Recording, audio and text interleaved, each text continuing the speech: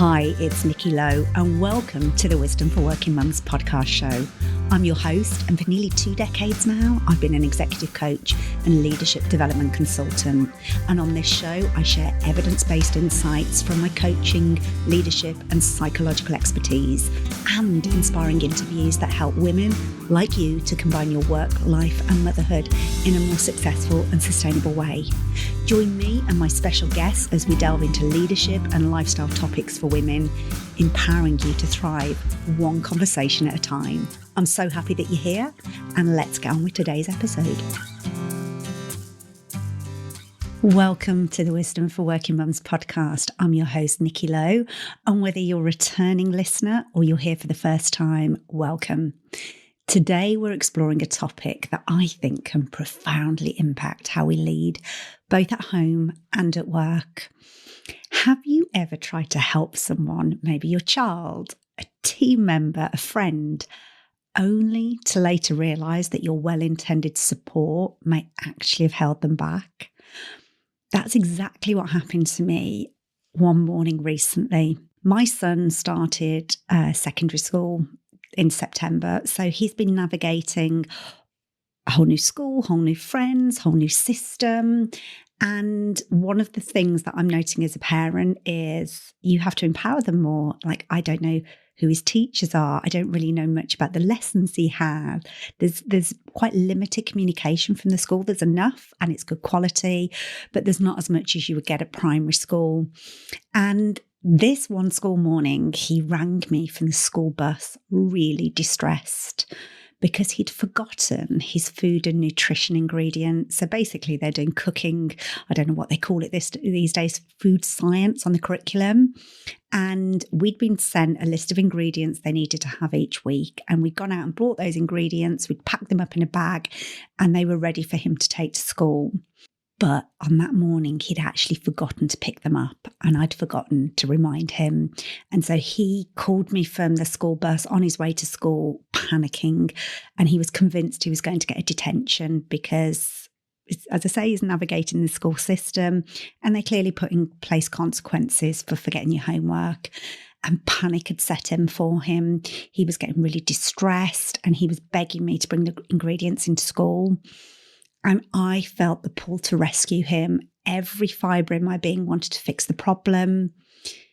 But the reality was I had a packed day with back-to-back meetings, and there was no space for me to drop everything and rush to school. He also asked if his grandparents could help, but they're elderly. And on this particular morning, it had been snowing and it had gotten icy. And I just wasn't willing to ask them to go out in bad weather. It was going to be too risky, and also for his mistake. So it took every ounce of self-control not to respond unhelpfully in that moment.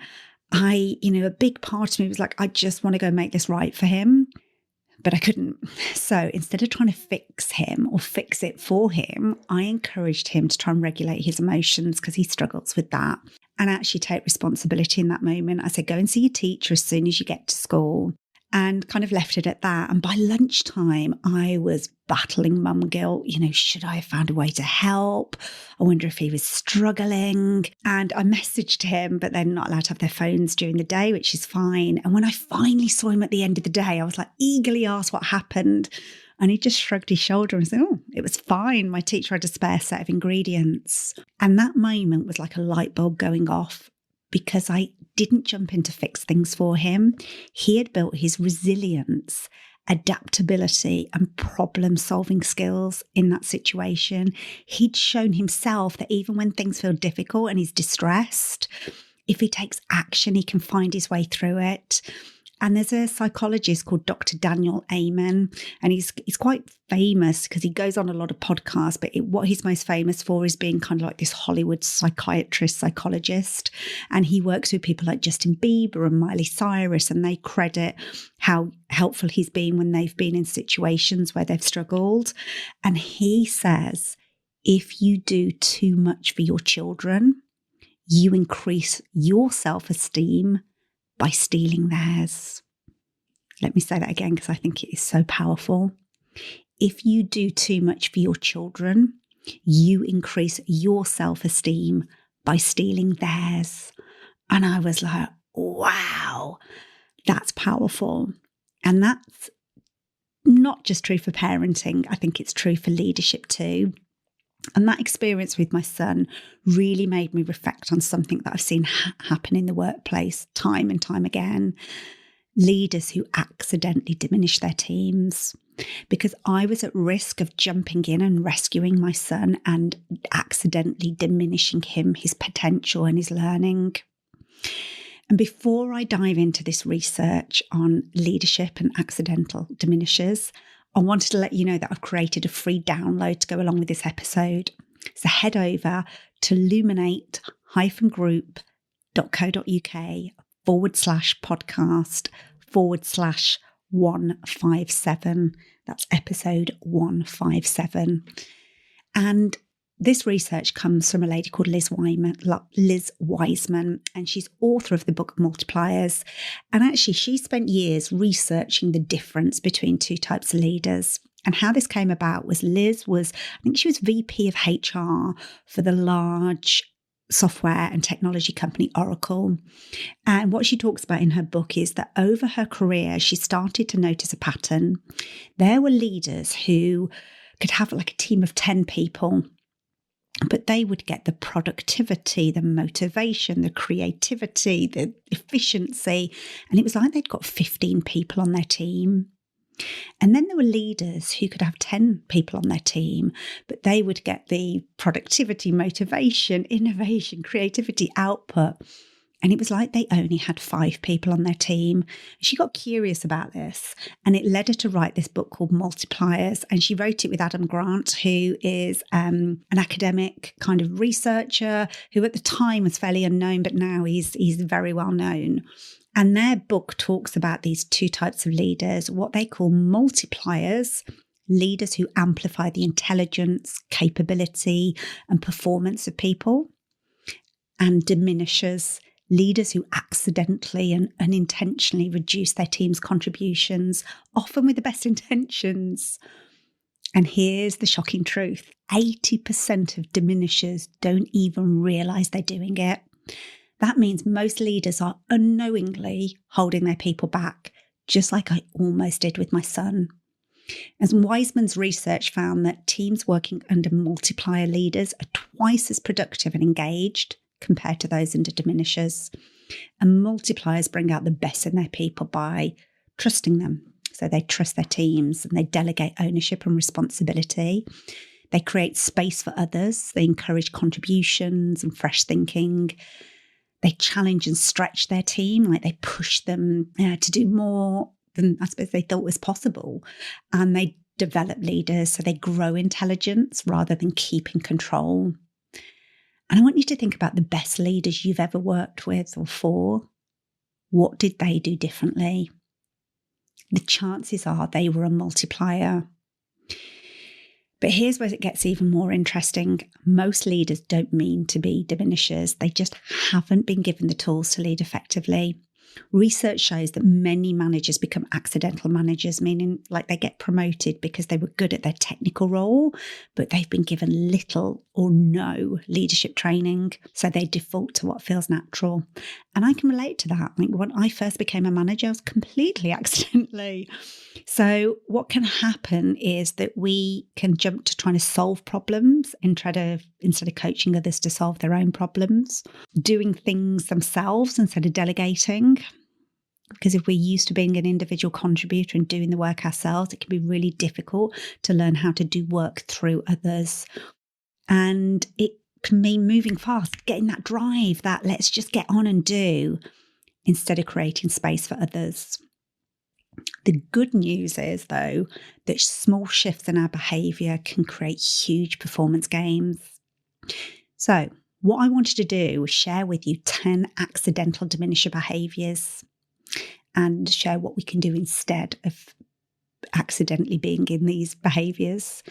But before we dive into them, I want to remind you that there's the free self-assessment tool that I've created for this episode, and it will help you pinpoint which behaviours might be limiting your team's potential or family members' potential. So you can shift from being an accidental diminisher to an intentional multiplier. So head over to that link, luminate-group.co.uk/podcast/157 to download that free assessment now. So let's get into those 10 accidental diminisher behaviours and how you can shift your leadership approach. The first behaviour is called the optimist, and the optimist only sees possibilities and downplays challenges, and it can make their team feel unheard. So the impact of this is team members feel like their concerns just aren't taken seriously, and it can create frustration and avoidance of difficult conversations. So Sheryl Sandberg has been a champion of Lean In, encouraging women to step up and go after leadership roles. But actually, in her role as former COO of Meta, at times critics have pointed out that her optimism about women's progress in the workplace didn't fully acknowledge the systemic barriers, and it can feel like your concerns aren't being heard. So the lesson in this is optimism is important, but we have to balance it with active listening and empathy. So we can empower our teams by acknowledging their challenges while also focusing on a solution-focused mindset.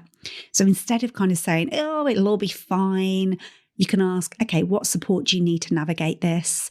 And we can acknowledge concerns before kind of thinking about that solution. The second accidental diminisher behaviour is the rescuer. So the rescuer steps in too quickly to fix problems, and it can prevent their team members from learning. And that was exactly the situation I was in with my son. And the risk is that team members become dependent and don't develop their problem-solving skills. And it also means that we become bottlenecks, because if we're the person that is the go-to problem solver, nothing gets solved until we get involved. And an example of this is Arianna Huffington. She is founder of Huffington Post and Thrive Global. And she built this global media empire, but realised she was overextending herself in trying to solve every issue. She famously talks about her burnout. And she learned through that to empower her team by stepping back and allowing them to take ownership and really building this culture of trust. So the lesson in this is we should be coaching and asking those questions. What do you think is the best way forward, rather than jumping in and rescuing? So let people experience the challenge before stepping in. And that's exactly what that situation with my son created.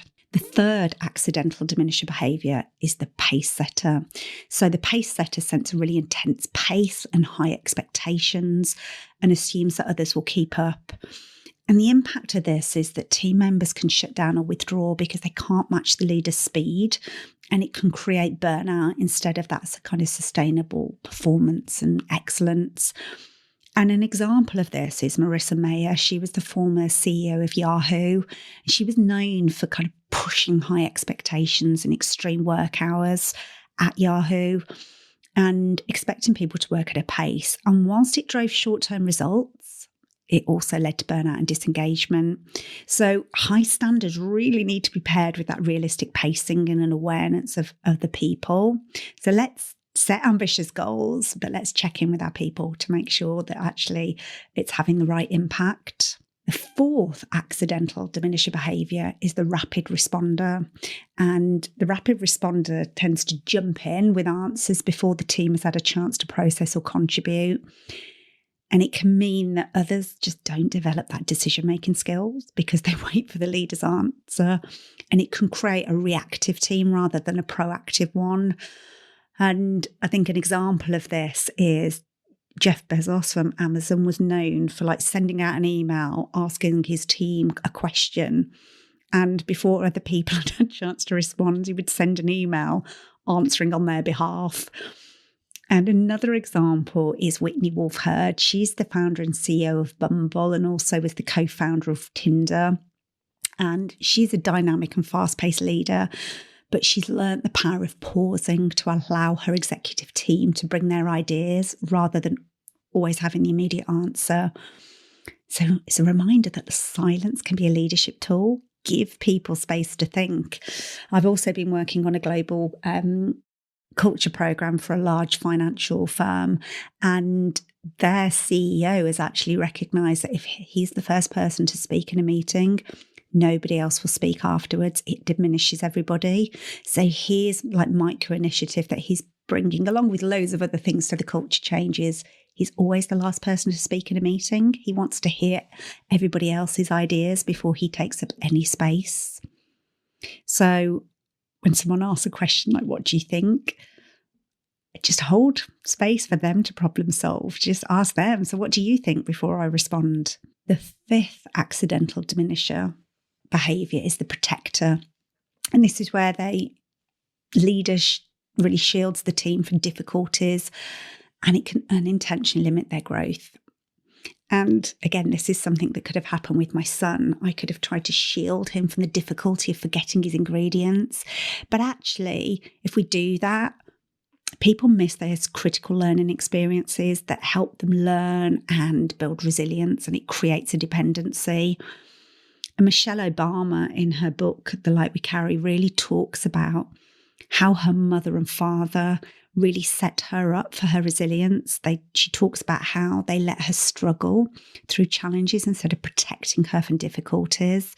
And she's really carried that into her leadership and her parenting, knowing that discomfort is often where the growth happens.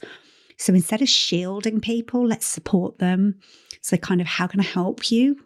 Rather than just removing the obstacle, and kind of let people handle difficult situations while feeling supported. The sixth accidental diminisher behaviour is the strategist. And the strategist paints this compelling vision, but doesn't leave room for the team to figure out the path. So team members really become passive, waiting for the direction, and it really reduces ownership and creative problem solving. And an example of this is Indra Nooyi, who's the CEO of PepsiCo. And Indra set a really bold vision for PepsiCo's future, but she really ensured her team had the autonomy to innovate, because a leader's role is to set really that why, that compelling vision, but let the team figure out the how. So I invite you to ask perhaps team members or your family into that process and kind of balance the vision with the flexibility on how we get it done. The seventh accidental diminisher behaviour is the resource manager. And a resource manager only taps into a small group of trusted individuals, right, relying on key people and missing the broader talent pool that they have around them. And that can really limit innovation. It prevents new perspectives, but it also overloads key people while underutilising others. And I think an example of where this is done well, I think, was Jacinda Ardern, the former Prime Minister of New Zealand. She built a leadership style that was actively included diverse voices, and that really made sure that her decisions were collaborative and inclusive. And on the flip side of that, Mark Zuckerberg has been criticised for keeping decision-making power concentrated within a small group of his longtime Facebook executives, many of whom just share a similar background and perspective. It's like that group think. And that creates a lack of diversity, but has also contributed to some missteps for them in areas like privacy policies, misinformation, and ethical concerns, because the team just lacked that external diverse viewpoint, and it led to blind spots in their decision making. So the lesson is about how can we actively seek new and diverse perspectives. So trusting team members, but kind of making sure we're not just limiting to the same voices and insights. So really getting those different viewpoints, maybe even rotating leadership responsibilities or challenging yourself to kind of invite perspectives. The eighth leadership behaviour for accidental diminishers is the always-on leader. So the always-on leader is engaged and enthusiastic, but can really dominate conversations. And an example of this is Oprah Winfrey. So everybody kind of knows Oprah. She had a talk show and she's kind of got big media kind of businesses. But early in her career, Oprah was known for leading every conversation. And actually it got in the way of her having the depth of interviews that we know her for. So over time, she learned the power of listening and making space for other people's stories. So if you have this tendency, the shift is about actively pausing and in inviting contributions and giving other people the floor before jumping in. The next accidental diminisher behaviour is the perfectionist. And this is somebody who constantly refines work, making employees feel that their efforts are just never good enough. And an example of this is Anna Wintour, the editor-in-chief at Vogue. And her tendency is she really expects perfection, making it difficult for team members to feel that their work is good enough. She's renowned for exacting standards and those perfectionist tendencies. And her leadership brand has been one of being kind of described as demanding, meticulous, and sometimes even intimidating, because she has this obsession with flawless execution.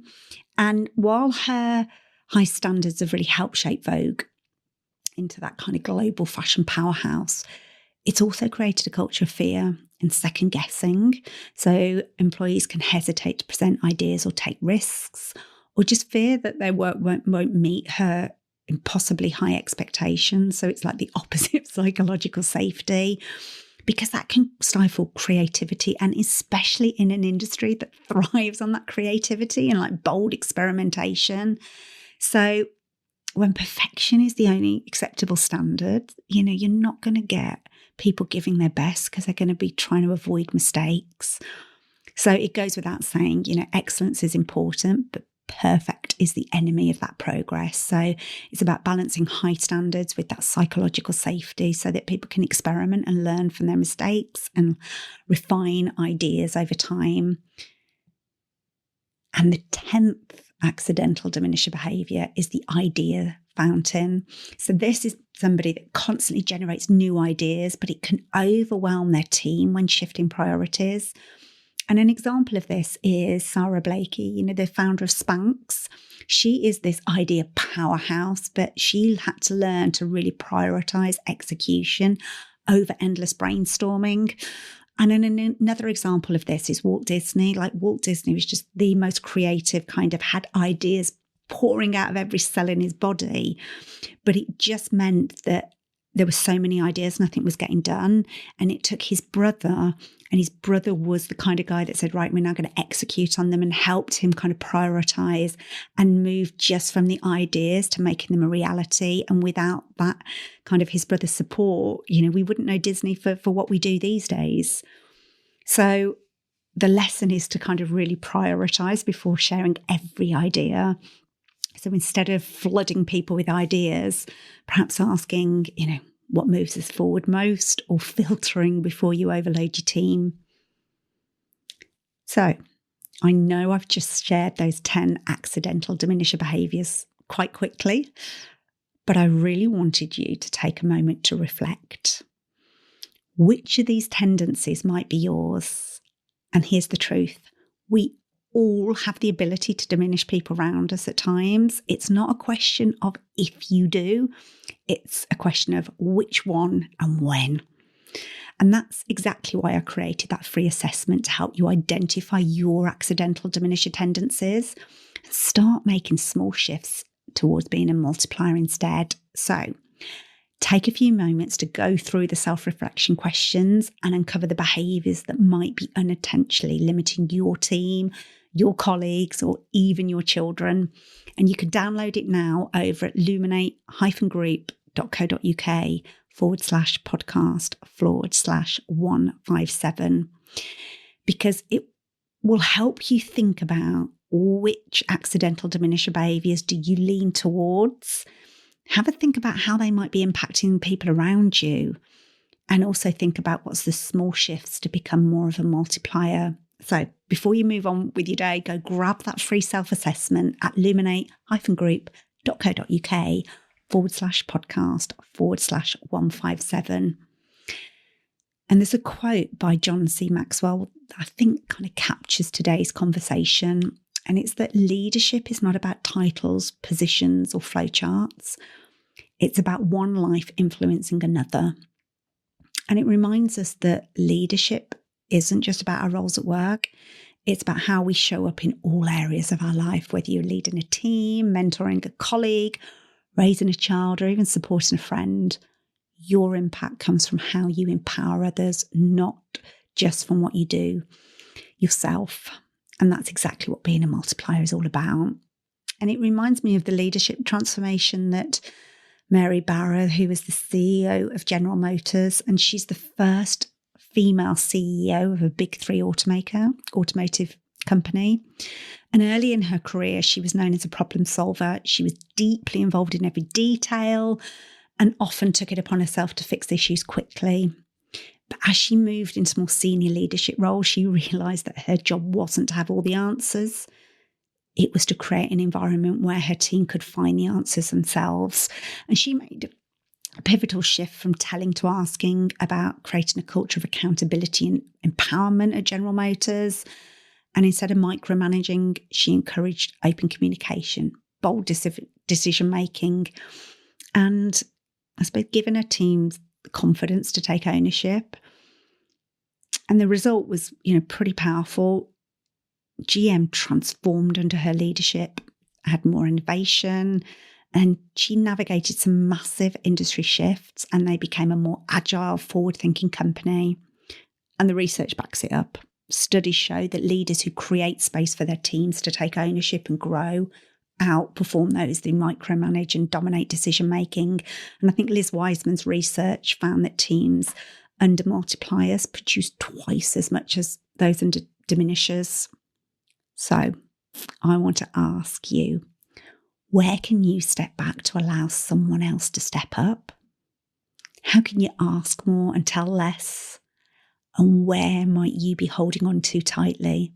Maybe at work, maybe at home. Because real leadership isn't about being needed, it's about empowering others so they no longer need you. And that's tricky, both as leaders and parents. Before we wrap up, I just wanted to remind you, go and grab that download. illuminate-group.co.uk/podcast/157, and you can see those 10 accidental diminisher behaviours. It's a powerful but simple tool to help you really think about your own leadership patterns. And if you found this episode valuable, please take a moment to share it with a friend, a colleague, or someone on your leadership team. Because the more we understand these behaviours, the better we can lead, support and empower those around us. And if you haven't already, can you subscribe to Wisdom for Working Mums? We'd love you to come and subscribe.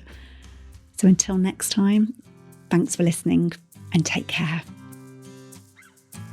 If you've enjoyed this episode of Wisdom for Working Mums, I'd love for you to share it on social media or with the amazing women in your life.